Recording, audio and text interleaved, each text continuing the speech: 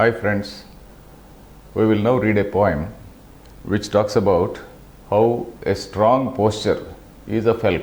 Not always, but at least sometimes. I will read the shloka, I will explain the shloka, and then finally we will close reading the poem together. I will first read, you please read after me. Nirvishena pi sarpena निर्विषेणापि सर्पेण कर्तव्या महती फणा कर्तव्या महती फणा विषमस्तु न चाप्यस्तु विषमस्तु न चाप्यस्तु पटाटोपो भयंकरः. पटाटोपो भयंकरः. Yeah. So here the poet says basically a fact of life, because many of these poems which we have selected here, they talk certain facts of life. Facts as they are. They just talk about human nature, how people behave. That's all. It is not as though it is condemning a thing. It is not recommending that it has to be done, but this is what it has to be. It is like that. So it tells certain facts of life. So here it gives the example. The poem gives the example of a snake. And a snake, whether it has some poison or not in it, it is supposed to at least raise its hood and at least to frighten people. Otherwise, everybody will try to hit it. Everybody will try to tease it. So that situation will be there. So here there is a small story. In fact, this particular shloka, Nirvishena api sarpena, is from Chanakya Niti. Chanakya, Chanakya is the other name for Kautilya. Kautilya is that famous minister of the emperor, that Chandragupta, and then he installed Chandragupta in that empire. He was the man responsible for starting that Gupta dynasty. So he is that Chanakya. And Chanakya, he wrote a very big treatise called Arthashastra. So this, of course, is not from that big treatise called Arthashastra. It is from another book called Chanakya Niti. There are several poems which are there in the name of Chanakya Niti. So it is one such poem. There is a story. It seems, a snake was once advised by a sage. For some reason, a sage advised a snake, no, give up your cruel behavior and try to be gentle. Do not show your harsh nature towards people. So from that day, the snake took the advice of the sage, and then it was quite soft. It was not even frightening anybody. It was not, it was just gently moving around and all that. So all the people, they started hitting it with stick. Everybody started teasing it, hurling some stone on it.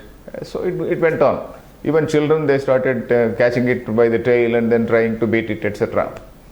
So then again the snake, it was worried. So it went back to the sage. It asked the sage, "Oh my dear sir, I am now following your advice. I have given up my ferocious behavior. Now what should I do? Everybody is teasing me." Then it seems the sage said, "Okay, you have given up your ferocious behavior, but then who asked you at least not to frighten them? Everybody is trying to coming and threatening you. At least frighten them." So that is what he said. So this shloka is like that. This shloka is actually almost saying the same thing. Nirvishena api sarpena kartavya mahati phana. Phana is a hood of a serpent. Particularly we have got the Indian cobra. That cobra has got a big hood. So even if there is no poison in that snake, it has to do a big phana. It has to exhibit some sort of show of force, let us say. Then visham astu na chapyastu, whether poison is there or not there, patatopo, pata again is also a hood only. Pata and phana, they mean the same. Phana also means a hood. So that is why a snake is called phani. Phani means a snake. That which is having a phana is a phani. That which is having a hood, a snake is called phani. So patatopo, atopa means the pride, arrogance, that is atopa. So patatopa, in fact this word patatopa has come into Telugu also. Maybe it may be there in some other languages also, Indian languages. Patatopa means moving about with great pomp and style, and then with great pride and whatnot. So that is what is patatopa. So patatopo bhayankara. Bhayankara means something which is frightening. So that is, whether you are capable of hitting, whether you want to hit the other person or not. If you want to protect yourself at least, you have to use some show of force. There should be some sort of show of force. Sometimes, even governments, they do some show of force. Governments, in the sense, suppose there is some sort of situation, there is what we call law and order situations. So in such situations, government does some, say the police or the army, the military, they do some sort of flag march. So flag march means they just move in huge trucks with mighty guns and whatnot, and then move about in that area, just telling people that, oh yeah, we are there to deal with any situation. That is what is patatopa.